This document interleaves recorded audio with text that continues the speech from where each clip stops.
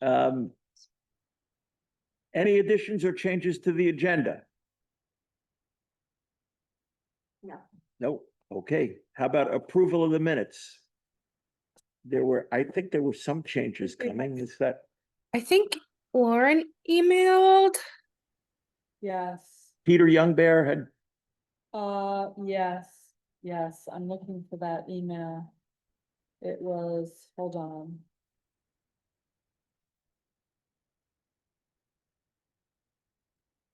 It had to do with the order of things that had been.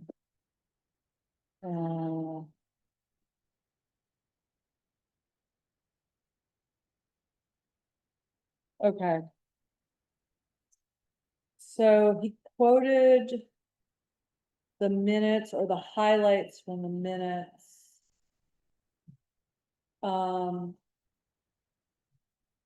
And said, I think, I'm just hard to describe which is his correction, but I think he's saying there is nothing currently under review by the State Ethics Commission, which was relevant at that time. Which is, the funny thing is as of today, that's actually, it is under review now. Right. It hadn't been totally submitted yet. Right, but Yeah. at the time of the minutes. At the it time had of the minute, not it hadn't been submitted. So he was just saying that he hoped that, you know, people weren't misunderstanding what was going on. Okay. And I don't know, Arian, were there other things? Just trying to find. Do you want it? I have it right here if you want to look at it. I just don't know how I mean, much. that's how I understood Peter Youngbear's comments. Yeah. Okay. Is that Oh, clear? and he also said that he had checked with Carl and there's no public hearing scheduled by the select board on the agreement. But the thing is, there isn't a public meeting about the land agreement, but we are in the process of scheduling a public hearing about the grant application. Yeah. Which we just set with the grant writer, but we have to get the select board to sign off on that date. It has to be done within a certain amount of time, 5 days before the grant application. So anyway, at the time, we didn't have a public hearing scheduled when this, so if Kirsty could correct those things, that would, I think, make it more accurate. Yeah, I did just have one minor comment. There was, under the budget and finance, there was a reference to the Habitat Humanity in Down Street and that it should specify some 15 of these units. Right now it just has some.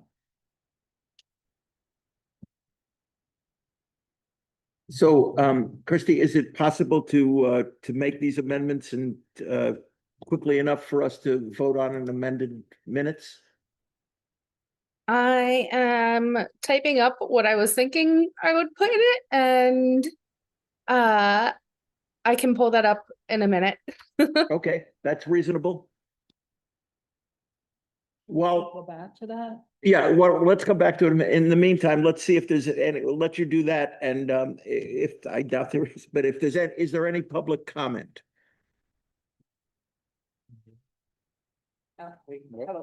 Josh. Yeah, Josh. You're all doing great. Good job. We'll take more public comment in that case. Kirsty, should we come back to you to the minutes and go on to the next? This is what I have for the first two, just very briefly, because I'm sure we're gonna update these two items. They're in the chat. And then for the finance report part, it was 15 units will potentially be built by, did you say Down Street or Habitat or both? It's, let me find it. It's under the budget and financing section of the dark bullet points. It's number. Yeah, it's under the second bullet, which has a lot of white bullet points on it. And then it would be the first one at the top of page number 3. It says affordable units, approximately 29 units. The application will be considered affordable. The math of that is actually 28. But anyway, Habitat and Humanity have expressed interest in building 15 of these units. Okay. Just because I think it's helpful for the notes that is a real number and it's like half of the number we need, which is, it's nice to start off at halfway there. Yeah. I would I would just add that to the second point in the chat, that there is a public hearing that is required as part of the grant application. But that as of July 25th, 2025, it was not yet scheduled.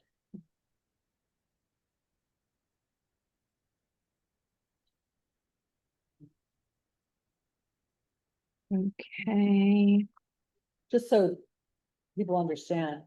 I don't know, maybe you referred to that elsewhere, but What kind of Let's meeting makes see. sense to specify? How does this look?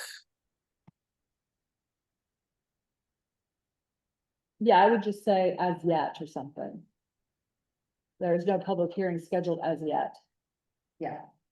Sounds good. Okay, I think we're there. Any, can we, I'm sorry. Units not. There's just a typo. Oh, Yeah, okay. there's a typo. Oh, units.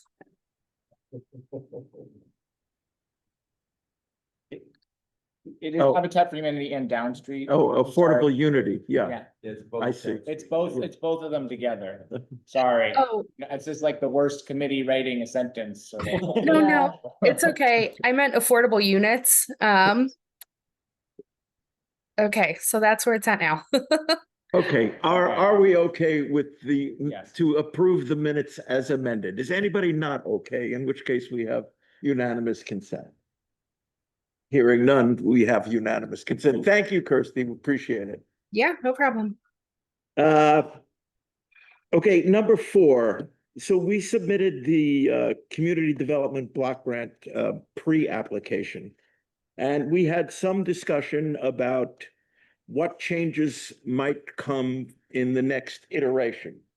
And I think that that is probably the most critical conversation that we have to have. So let's open that up. What changes, if any, need to happen in order to get anybody's particular vote? In terms of, because we certainly have to have the final by the application deadline, which is the end of September. It's coming right up. So these are decisions we have to make. So let's open the floor to that. Or another way to do it, you want to start, Eli? Go ahead. Not to backtrack, but what's the full context? Whose vote are we trying to get? What would be? Well, it was not it was a unanimous vote to approve it, but it was not, Right, it was not 100% easy to get there. right. We had to do some negotiation. One question I have is how many of us, if there were no changes at all, I wonder if we should do a straw vote on how many of us are okay with the plan as it was. And if not, what do we need to get to agreement on the final submission? Is that a reasonable way to ask this question? Yeah, I think it's a reasonable way to ask. I just would have a hard time voting on something I don't remember. And I don't have the document in front of me. What is the question? The amount If to the- apply for, or? I mean, if I'm remembering that Rick's, I wonder if we can get this plan again, Rick. Because Rick submitted the plan that we've looked at and voted on. It was the sketch, which was option 1, which kept the number of units roughly the same and shifted things Yeah. around. And I was attempting to move things out of the way of the wetlands. And one thing that doesn't show that I'm gonna press for is moving the road path too, potentially. Yeah. As a part of this. But that's, I think, what we're trying to Oh, get to agreement on. Do we Is need, that right, Donnie? yes, I think, so.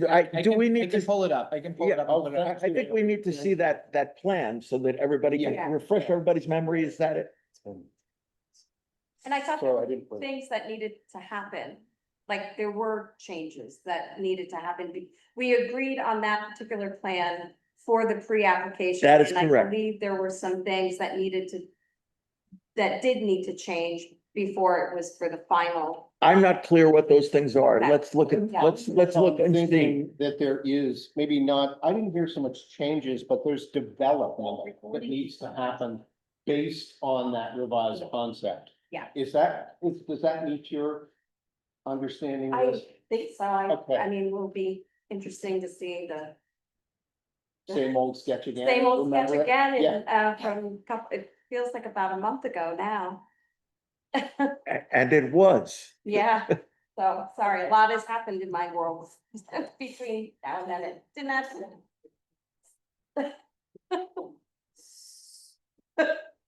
Sorry, I didn't bring it. I was thinking we were okay with that. That looks like it, and if you could zoom in very far on just the white part of it, so everybody can see it, that'd be great. Yeah, a little further. A little further. And so, what the changes were over previous were starting from the left, doing away in the lower left-hand corner with a lot that was on a dead-end road, because I'm assuming we're gonna need more space for wastewater treatment. And then there is the big tongue of wetlands that comes across the road as we currently know it. And we do away with a lot and or two, I think. And then I showed the increase of 1, 2, 3 lots, I think. So there may be one, possibly there's one additional lot. Then the 4 lots to the right of the intersection moves slightly more to the right. And thirdly, that dead end road that comes down the driveway, all the way down, I've moved that lot so that it crosses the stone wall right there. I'm Rick, this is what we approved.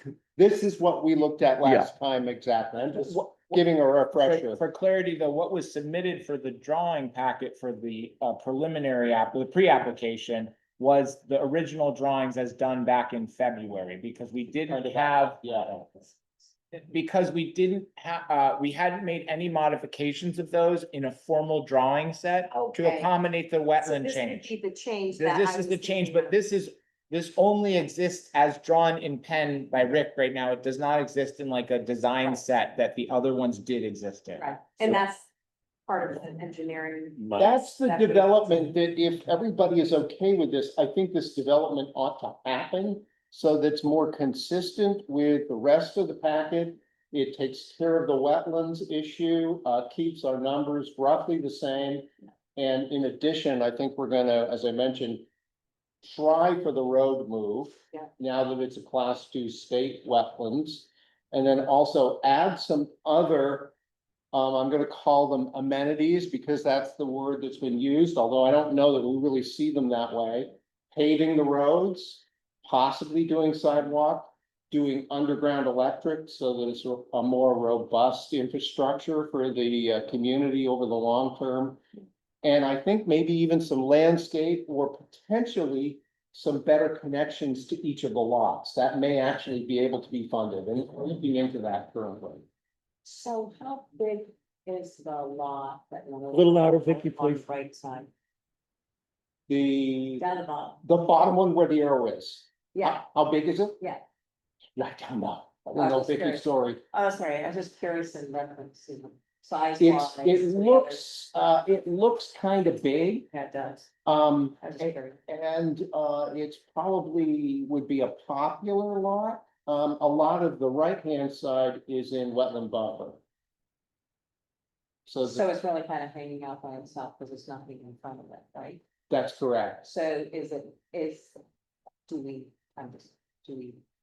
there one, there's not one beside it, or is there, To the left of it, to the right of it?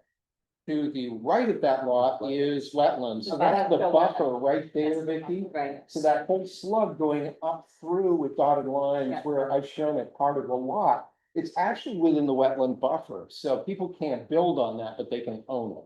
Do we need it? Well, When I- is it less expensive to not go that far? I'm just curious, I'm just asking. Do we get- less expensive not to do that lot. Right, Well, the road will already be most of the way there, so the added charge would be half the length of the lot above it. And that's an excellent question. I don't know the answer to that, Vicky.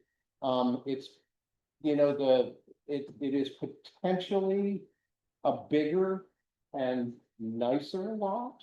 but it would have a bigger and nicer house on it, actually, too. Right. So, I was just curious. yep.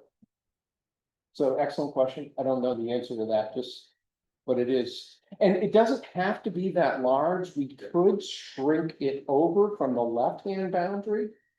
You know, so that it has, you know, it wouldn't have to be that big. Can you move it? No, I just, Well, we can. it's in the middle, between the 4 and the arrow. That's part of the property that would be owned by the town, and that's where the hill is. Yeah, okay, Yeah, yeah, okay.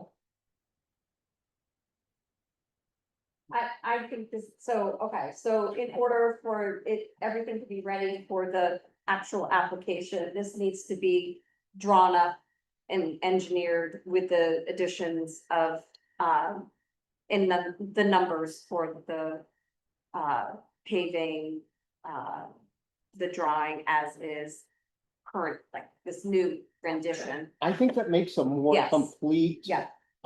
Application, and one that is more in line what we would ideally like as a group. Yeah. One that has more robust infrastructure. Keeps the numbers roughly the same, and keeps the design really fairly close to what it was. That's my take on it. Yeah. But only, you know, I'm just kind of looking at it thinking, it would be nice to have a more accurate cost. Yes, I think you and I have talked about the cost being questionable at the level that we have it now, that a higher cost with more amenities would be a much better investment for the community long term. Have you sent that to us? Have you sent that drawing to us? Have you sent that drawing to us? This one, Yeah. I think it, Kirsty, was this one in the minutes last time?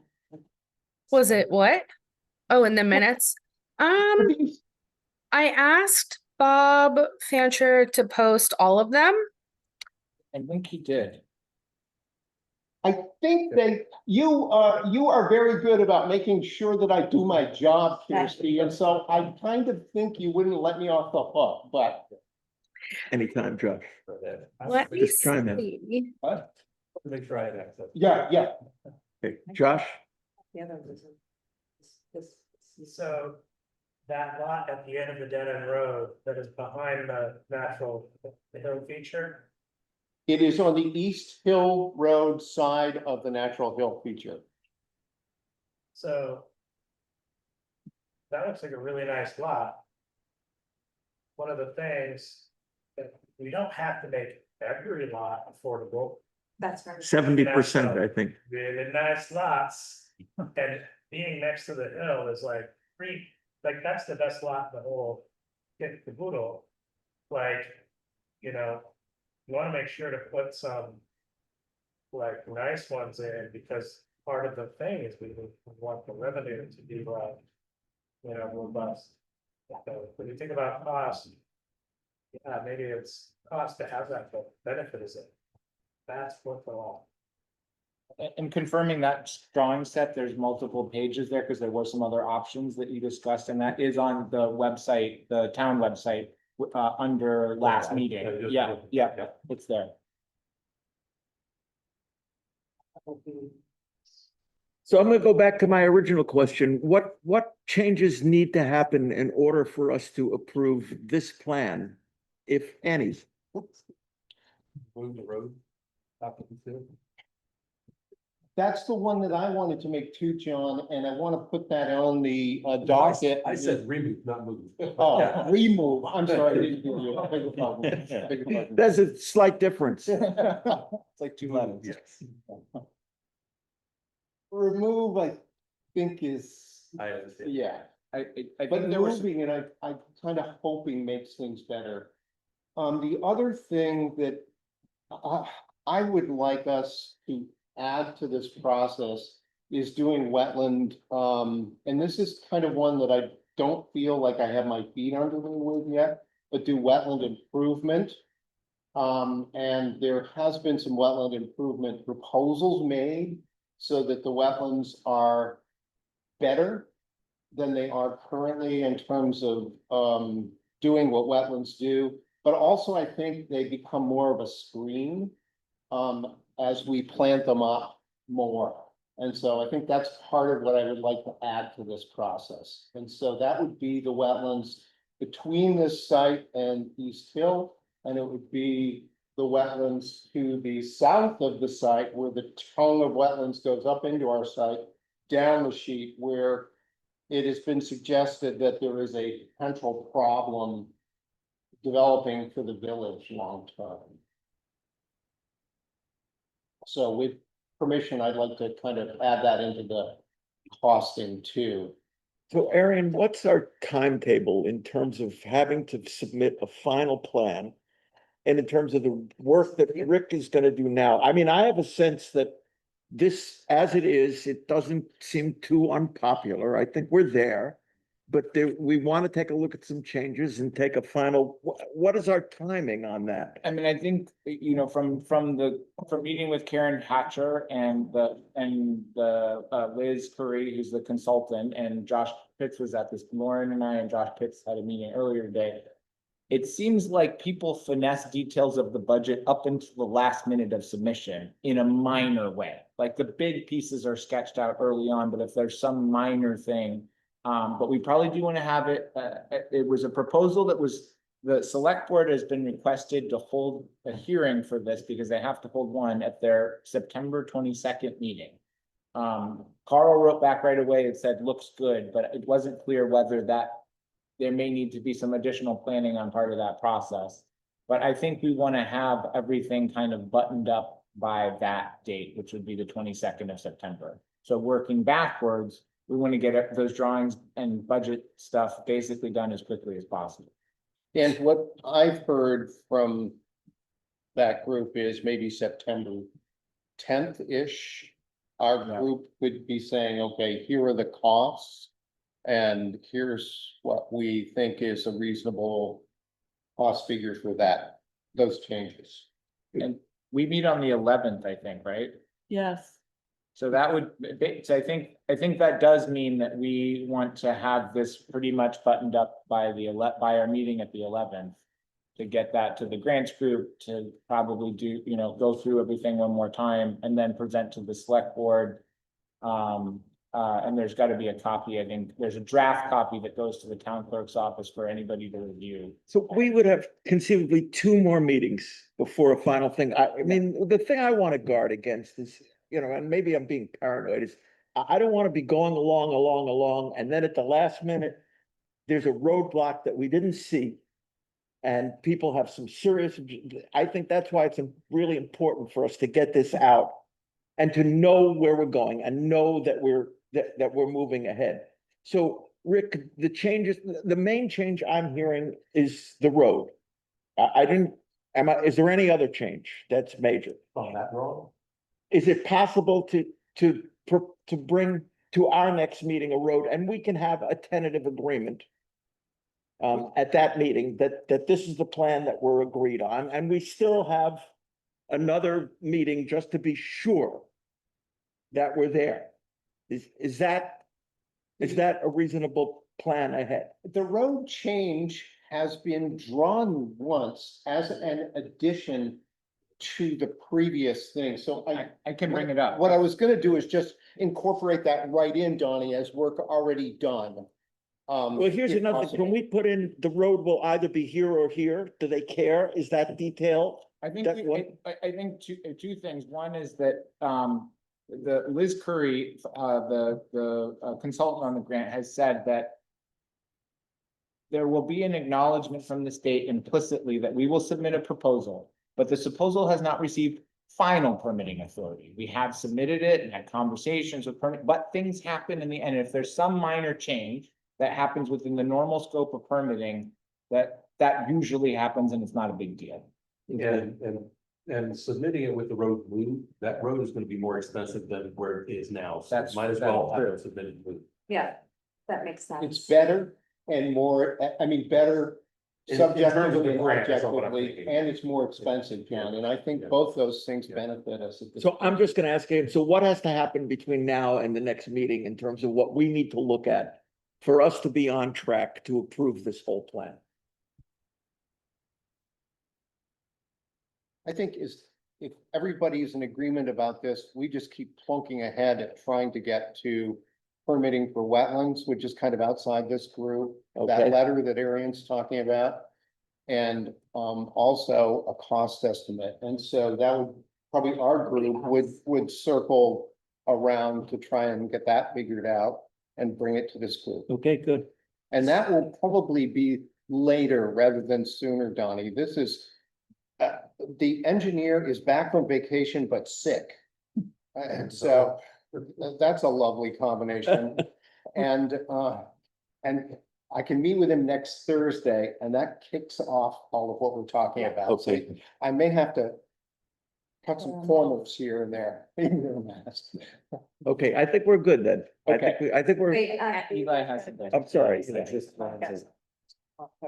I happened to be at the DRB meeting last night and the zoning administrator, Karen Story, just put in a request saying like, could you check in with me when, as the project moves forward, please keep checking in with me. The DRB generally had the sentiment like people were in close contact for a really long time and that's kind of dropped off. So just wanted to say that. And my question is just for clarification, are you adding in the wetland and including the soils because of dealing with the Vermont state and the wetland permits? Yes, and I say yes because there are certain things we have to do as part of a wetland permitting that are just gonna be there.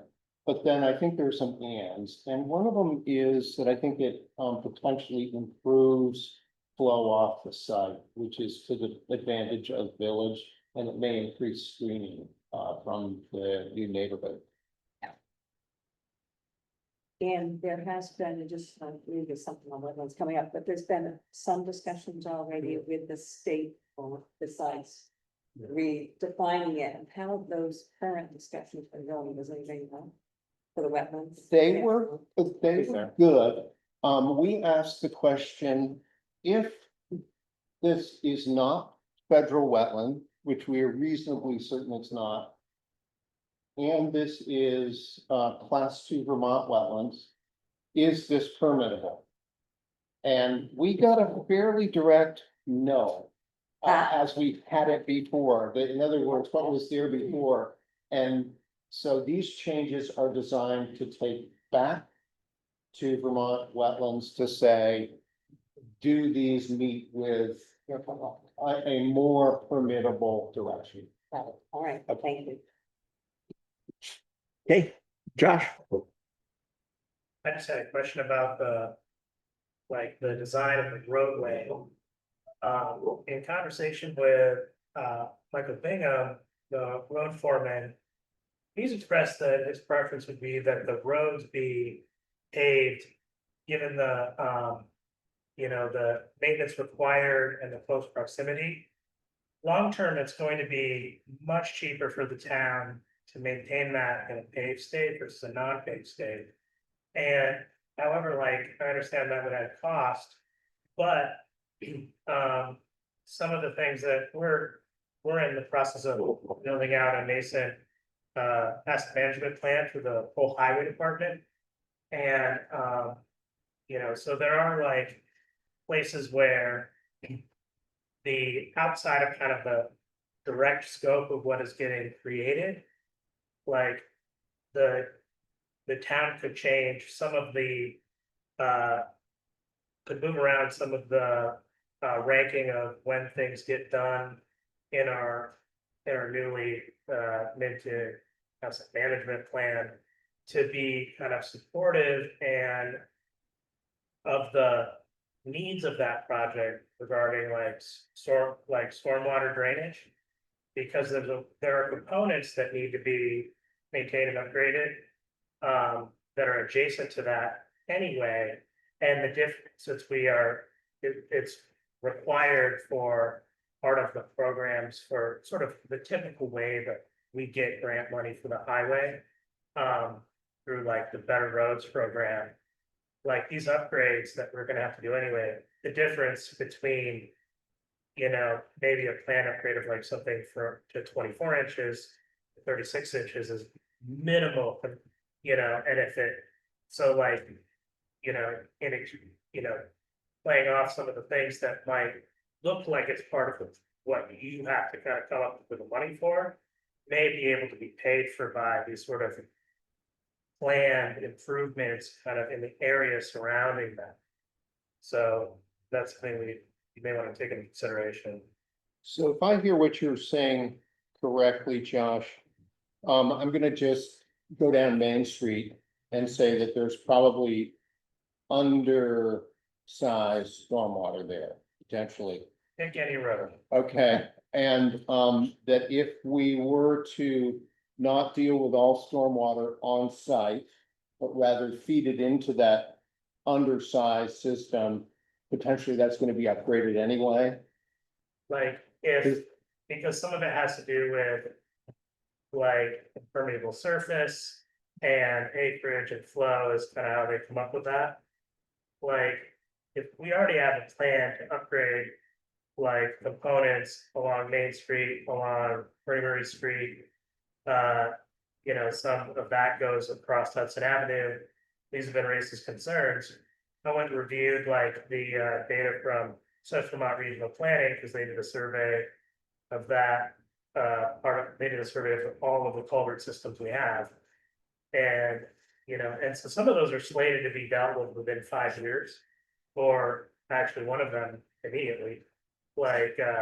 And so being able to kind of incorporate that into, Right. it's not your plan. Don't worry about it. Don't think about it. It's not your job. Like, I can just say, okay, Michael, we're gonna go up to this point, because it's what the plan needs, but we have to dig the road up and something in that.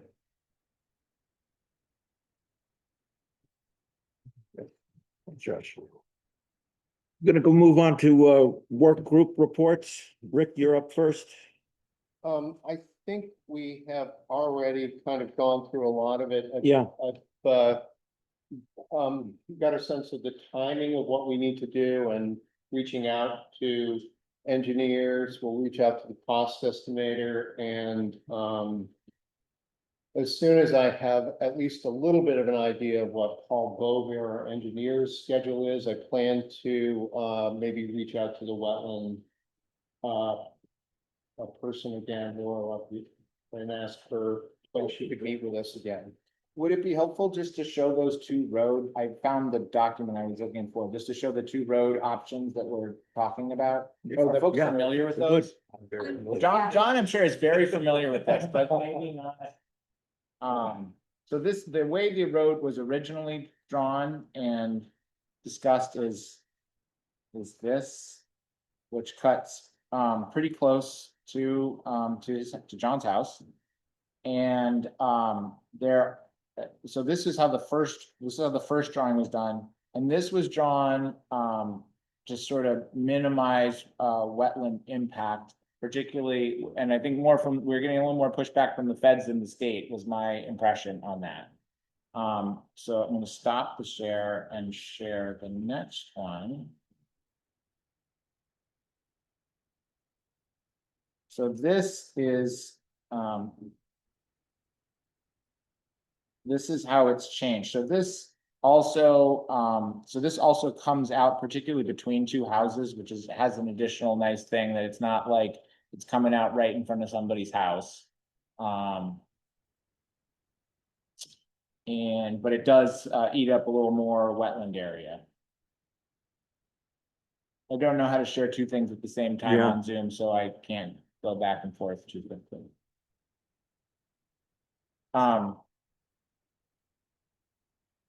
Yeah.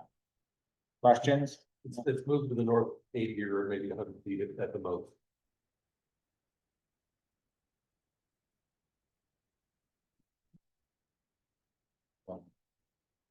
Okay. Anything else from any other questions or from Rick or from Rick or to Rick? Just is the archaeological stuff and the so the field got mowed. I'm sure everybody noticed that that happened, but finding somebody to plow that field has been really hard.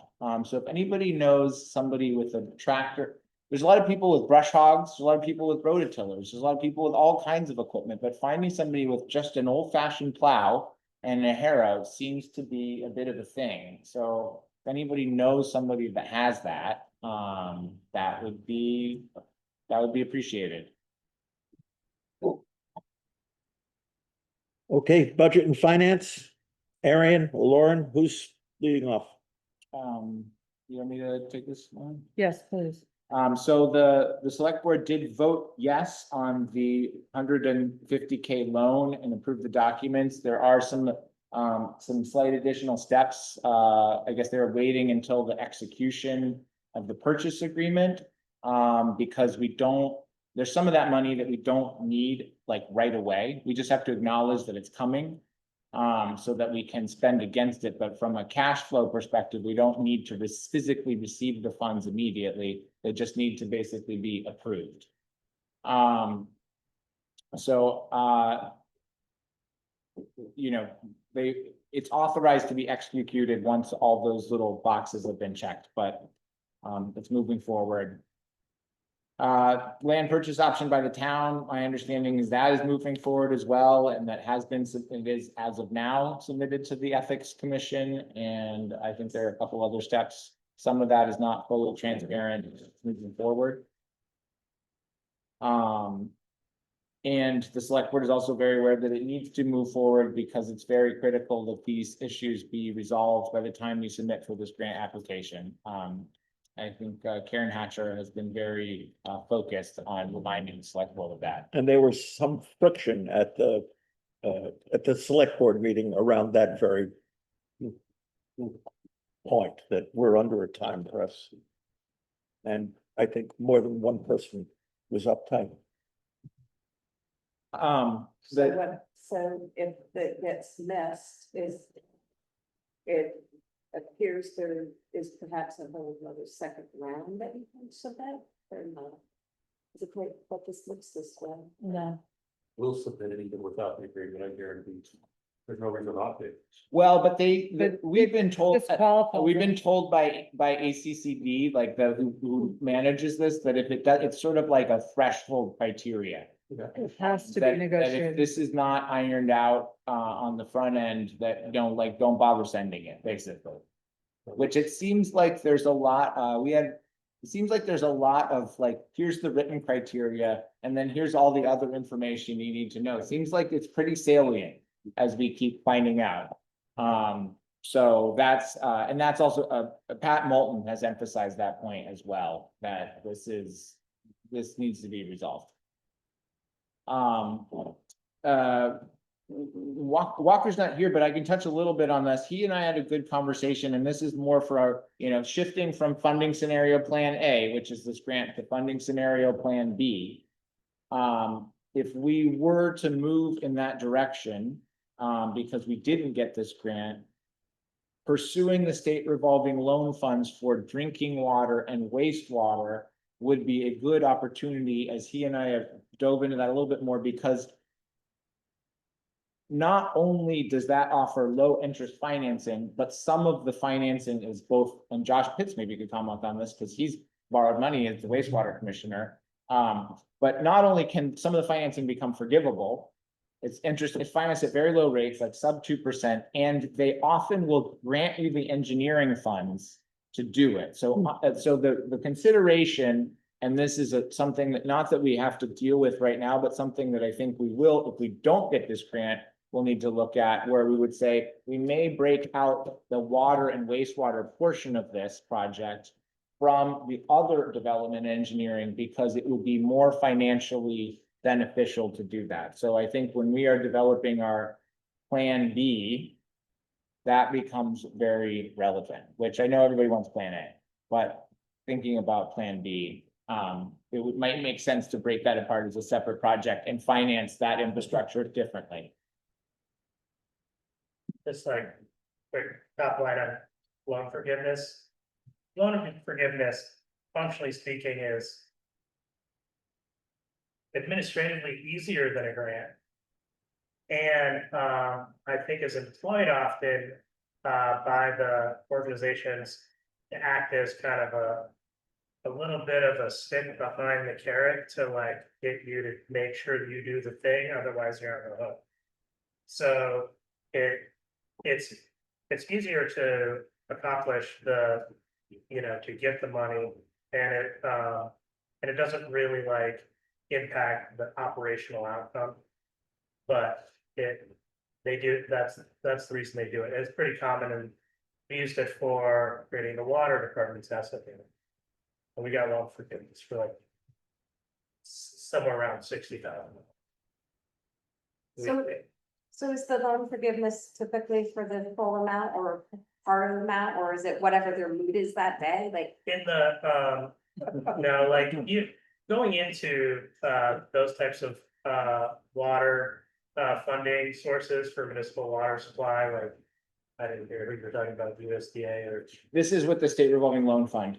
right? Yeah. So like, same, like, so like when that's worked out for us, we knew from the first minute that the things we had to deliver and the timeline that and I say we, but also the engineering firms, like, it was not onerous to do the thing because it was very easy. And it's just a way to compel you to make that work complete. But we never had any ambiguity around like the fact that ultimately on that we wouldn't be paid.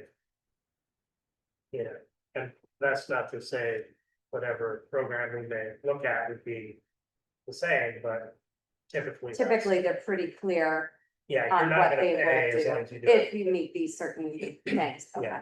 Yeah. And Josh, correct me if I'm wrong, but my understanding was particularly on the engineering side, if you're looking at investigating something like we want to run new water and sewer mains to this new neighborhood in town.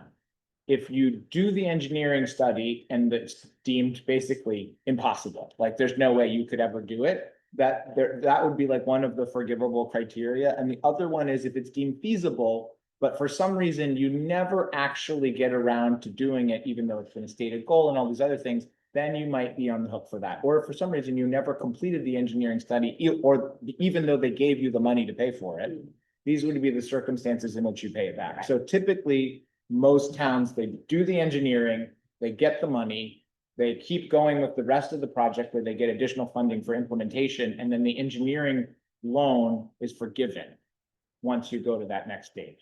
Does that kind of make sense? Like we've done this more than once. And like there was one big one during the time that I've been on the commission, and it worked out. Yeah, okay. So, People love water. yeah, so it just, and again, if for some reason we don't get a big pool of grant funding and we have to figure out how to pay for some of these other things, it's nice that there are some of these specific programs for water and wastewater that really would reduce the overall cost of it if we separated that out. And I think that was the biggest point that Walker wanted to do. Yeah. Initial draft of lot sales plans, I don't have anything to present tonight because I think it needs to be a little bit more workshopped within the grants committee about what is possible. There was a little bit chicken and the egg, and the sense that I've gotten so far is that we need to have a little bit more clarity on the grant criteria, because that is probably gonna be the more significant driver. Based on the low, the 70% low to moderate income threshold that we have to hit. So I apologize that is not done and ready for a presentation at this time. I have a question along the lines of lot sales, just to make sure we're not behind later. Have we looked into the legality of figuring out prioritizing certain populations for?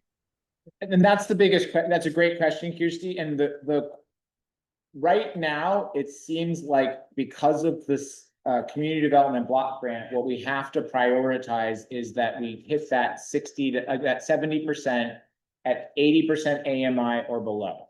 I know that's confusing, so it's people or families, because 80% AMI is based on household size.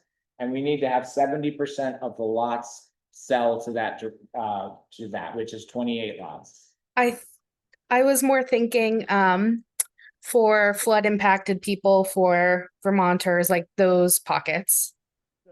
So the question is can we insert additional criteria above and beyond those that are stipulated by this community development block grant? And we don't have that answer yet. That is the real question. If we can have additional criteria that we can put in there, and we need to basically have somebody from the state tell us yes or no. And we don't have that yet. It's the state, not a lawyer?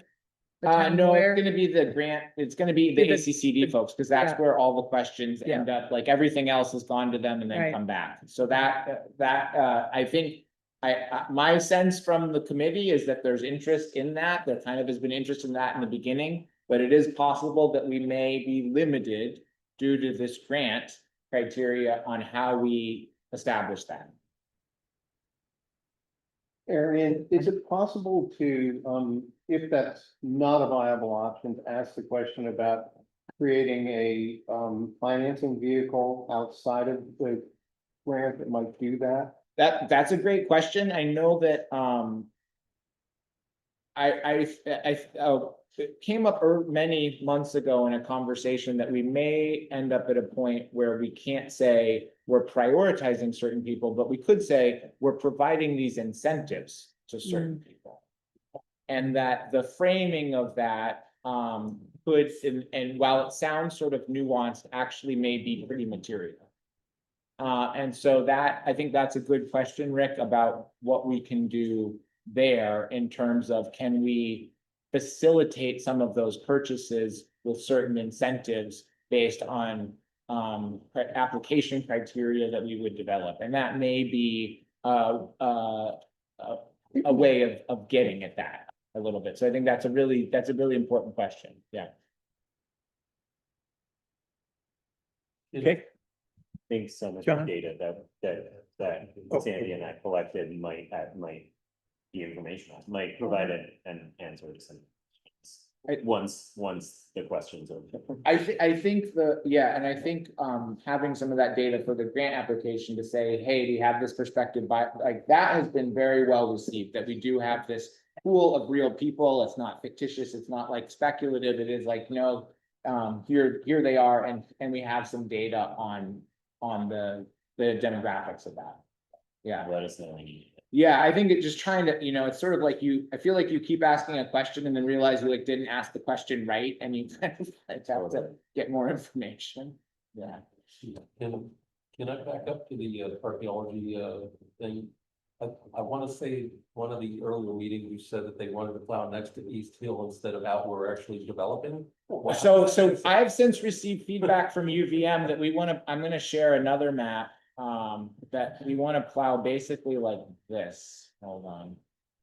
Because I mean, you're plowing wetlands, you're plowing. No, it's developing and it's not, it's like, in part, some of these are my drawings, but this is basically what we want to plow. Yeah. Versus mow. And so you don't plow you plow the wetland buffer, and you plow the areas that are not wetland, and the wetlands are just mowed. There's a hard line on the left-hand side of the screen where there's another stone wall and it changes to woods. They're very aware that we cannot plow the woods. And they have some other way where they dig a series of test pits. But what he said initially is like, oh, just do the East Hill area. But he's like, oh, now you're doing the whole thing. He's like, plow as much as you can. It's going to save you money in our time of being there, if we can come out for one day and really get most of the work done on all of it. So it does end up being probably somewhere between, we're not going to plow the steep slopes over here that lead down to Main Street. Like, that's not really plowable. But everywhere that is in the developable area, which probably should be slightly different based on Rick's #1 sketch. They would like that to be plowed before they come. But we have to find somebody with the plow. That far right-hand circle is literally in my front yard. Okay. literally in my front yard. Yeah, I mean, I think we'll have to, you know, I told them that we would stake it out so that it was very clear, and I'd be happy to meet with you to put stakes in the ground for that. Cool. Okay, yeah. They're not gonna plow the road. They're- It goes over the road too. Well, do you want your front yard? I mean, you know, that, you know, it's funny that that area right there, because it's, I guess, next to a road, is one of the areas where they think they're the most likely to find something. So, and he kind of had to go back and forth. I was like, so are we supposed to plow actually into these wetlands? And finally, he's like, no, but the buffer you are, and you're supposed to mow the wetland so that they can look at It it. has been, so it's been, Yeah. it's all good there. So you know, I don't know if the road leading out of the development was part of the reason, that circle by Rick's house. Yes, Don's house was chosen, yes. but our plan is actually got the road moving down. So this So would is that with the make- road moved down. Oh, that is, okay. That is the road moved down Okay, scenario. alright. It ultimately ends up being essentially the same overlapping area, at least in terms of the.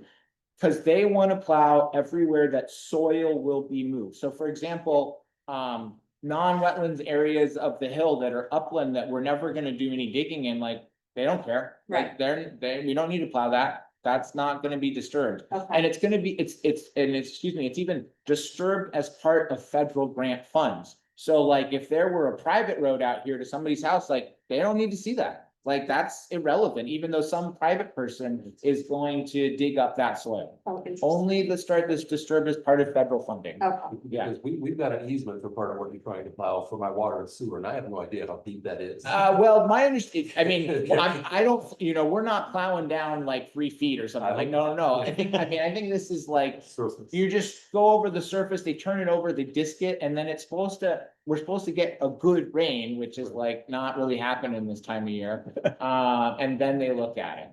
Okay. So those are the 3, yeah, plow, harrow, good rain. That's what they say they need. So, but yeah, I would definitely, reach out to you. I mean, the whole thing needs to be staked. So that they have very clear markings about where it is. Okay, Yeah, okay. thank you.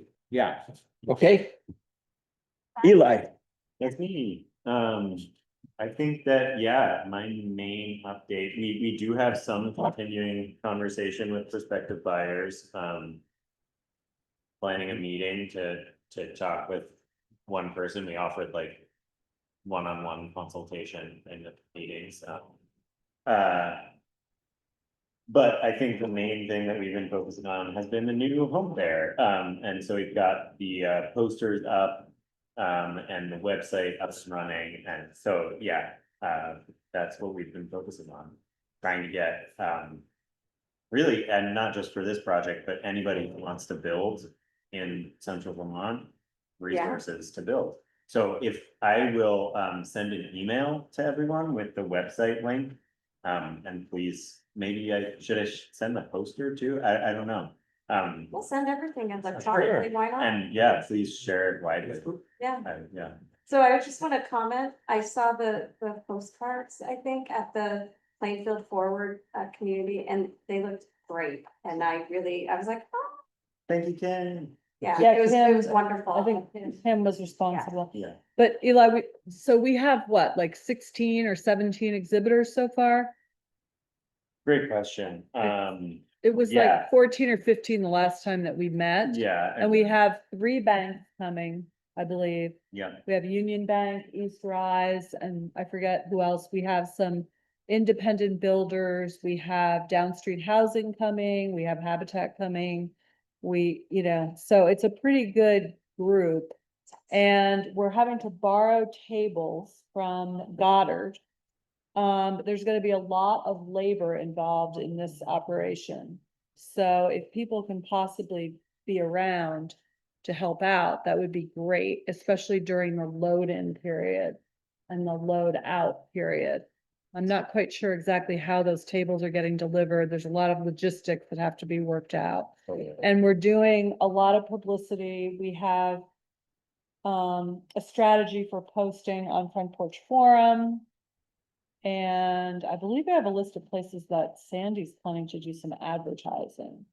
That's true. And we have the posters, which have been put up in various locations.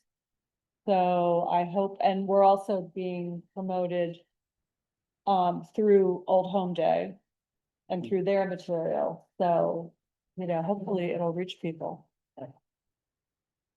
Yeah, I feel like kind of nervous, like trying to get enough presenters there for it to be useful for the public and get enough public there for it to be useful to the presenters. Sounds like the latter is your major problem now. So we've got 16 Yeah, presenters. yeah. Yeah, I mean, we really can't fit that many in here and we're gonna use the downstairs a little bit too.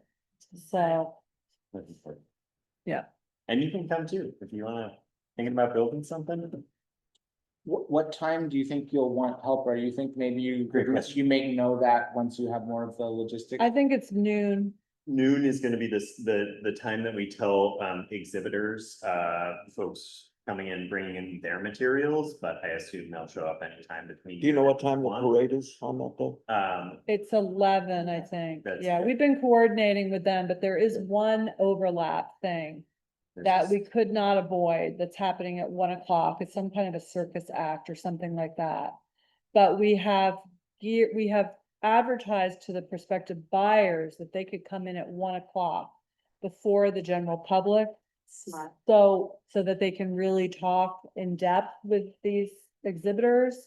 But if they really want to see the circus, then 1 to 2 may be a little bit dead. So it was, yeah.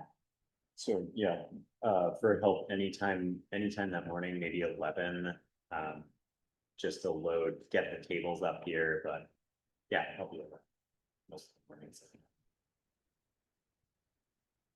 And we should have a table there too. I offered. Right. I invited, Jesse Cooper is going to attend from the DRB, so he'll be there to be like, the official town representative saying, yes, that is allowed, or no, that's not awesome. But we should have some kind of a table on display. And, yeah, Does anybody want to do that specifically? The official time would be 1 to 4:30. I'll be there. We also have a tour of you'd asked about doing a tour of the parcel up there at 3 o'clock, meeting at Park and Ride and then going up there. Right. And I have notified Grant. right. And we also have another tour of the tiny house on Hudson Avenue. Oh, yeah, what time is that? At 4:30, I think. Yes. Yes. Yeah. So it's a lot. There's a lot that's Busy gonna day. be going on. Yeah, Leading I- the yeah, tour I- of the land. yeah, that's what I was gonna do. No, I'm on for that, be at the Park and Ride. And we've also notified, I mean, I've been in touch with 7 Days. I haven't heard anything from them. We have the Bridge who's planning to cover it. It's a possibility that this guy from PBS NewsHour who's planning to do a story will be back that day, but I'm not sure. I have to be in touch with him. And, I've emailed Eric Blaisdell and I haven't heard from him either, but we are trying to get some coverage of it. Nice. I figured they probably don't know, they won't know till later what their assignments are like, so. Awesome, thanks. Any other questions? Okay, moving along, communications.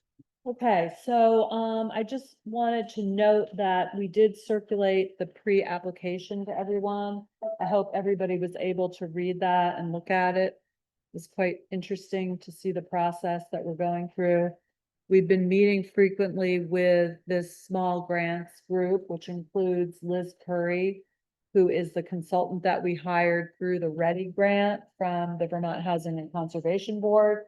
And this woman really knows her stuff and we're learning a lot. And we are having some ongoing conversations now that we've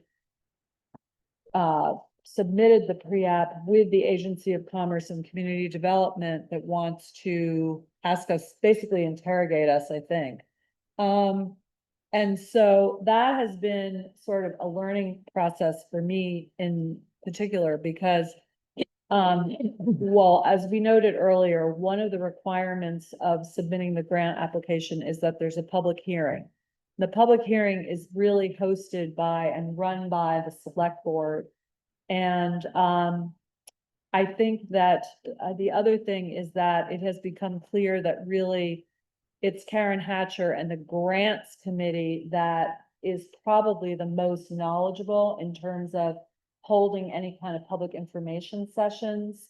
And she did state that she'd be happy to talk to anyone who wants to call her about this, but we are kind of learning as we're progressing with this application. And I think that, you know, for example, we had talked about maybe doing something in late August, but I think that would be very premature in light of all the different conversations with the Agency of Commerce and Community Development and the requirements of the grant. And so I think that the you know, the public information is just gonna be made public through that hearing and through our ongoing public East Village expansion committee meetings. The other thing, and they emphasized today when we spoke with them that there will be plenty of opportunities along the way for public comments on everything. And, you know, NEPA review itself is 18 different criteria. So, you know, people that are worried about certain aspects, I mean, it will be vetted like beyond belief. So, you know, just to reassure people. And the only other thing I would add is that there was, I thought, an excellent article in Inside Climate Change, which is an online publication. And I had sent it to everybody, and I just want you to know that you don't, if you want to read it, you don't have to pay to read it. You can just enter your email and say you want to subscribe. You'll be able to read the whole article, and then you can always unsubscribe to. But I thought it was one of the best pieces that's been written. It focused heavily on Eli and Arian and just all the efforts that we've been making. I thought it was a really great piece. And the grant writer has asked me to send her all the coverage, which she said is very, very helpful for the grant application. So I will be doing that. That's it. Okay. Any other questions? I do kind of have a question related to communications. I got a few people asking, I guess WCAX put out something about Goddard, and that they're planning on building, I forget what it was, 150, 200 units and 10 tiny homes. So someone asked me, how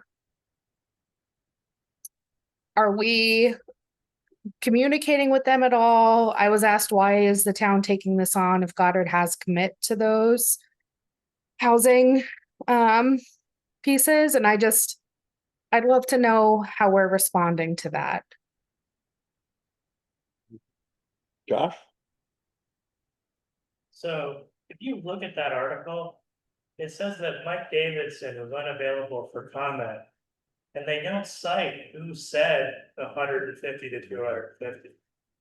And I met with Mike Davidson just yesterday to work out an issue with the wastewater system and similar to do with the NDA for that you all had to do with their looking at that. But I have no indication that they're looking to put in like that number of things. And you know, if that was the case, it would be really good for the wastewater system.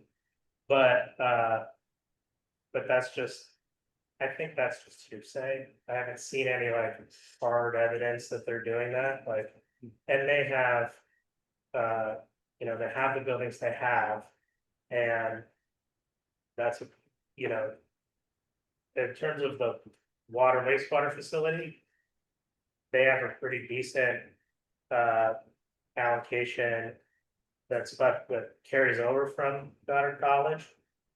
I don't think for the part of the utility system it's an issue, but that number I don't know where anybody got that number.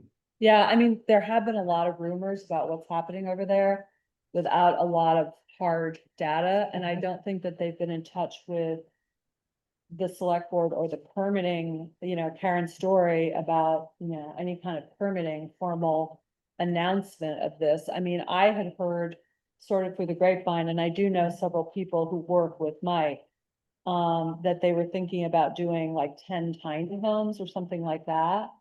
But I also recall him having said at a previous meeting that he's not a developer, he's a redeveloper. So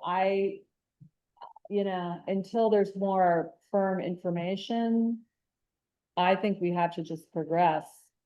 We're trying to, Yeah. or lost tax base.